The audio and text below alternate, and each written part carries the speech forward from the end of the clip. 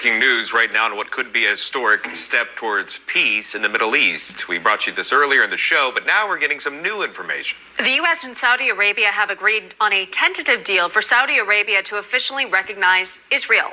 Newsmax correspondent Daniel Cohen live in Tel Aviv with details. Daniel. Yeah, good morning, Sean. Good morning, Emma. Historic, enormous, huge. Right. And all of those words are apropos to describe what we're talking about here. Let me just set the table for you in case you're just catching up. OK, the U.S. and Saudi Arabia have agreed on the broad contours of a deal for Saudi Arabia to recognize Israel in exchange for concession to the Palestinians. Also, Saudi Arabia wants U.S. security guarantees. And I think this is the bigger thing for them, help with their civilian nuclear program. Now, that is according to U.S. officials who were quoted off the record. And as you said, and you set this up the right way, a lot of this is not a done deal yet. In fact, the White House, we're hearing off the record expressing cautious optimism that something can be done in the next 9 to 12 months. But they have gone from hammering out larger details to some of the finer details. Listen, I've heard people here in Israel, people I respect and admire, that know Middle East foreign policy way more than I do, call it the mother of all Middle East peace deals. The Saudi Crown Prince, Mohammed bin Salman, a man in his late 30s, the de facto ruler of the Kingdom of Saudi Arabia.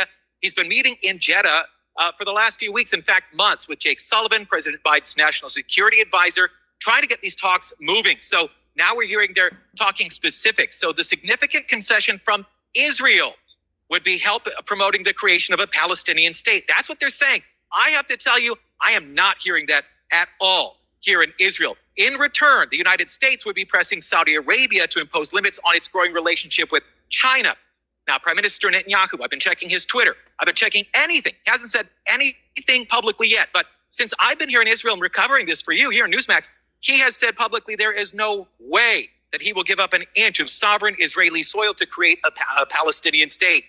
He has said he's willing to make moderate or light concessions. What does that mean? I don't know, but that's antithetical to the ultra-Orthodox that serve in the Knesset right now, ministers to Bibi's right, who say openly that they don't want to create a Palestinian state. They want to take land back from the Palestinians, including the Temple Mount. So this is very big news. We're still waiting to see specific details, but if there's a deal in principle between the United States brokering, obviously this is huge. And on the heels of the Abraham Accords, probably the highest accomplishment of President Trump, because it brought peace between Israel, Bahrain, the UAE, Morocco, and Sudan. Some people said if President Trump would have won a second term, or if he was still president, that this Saudi deal would have already been done.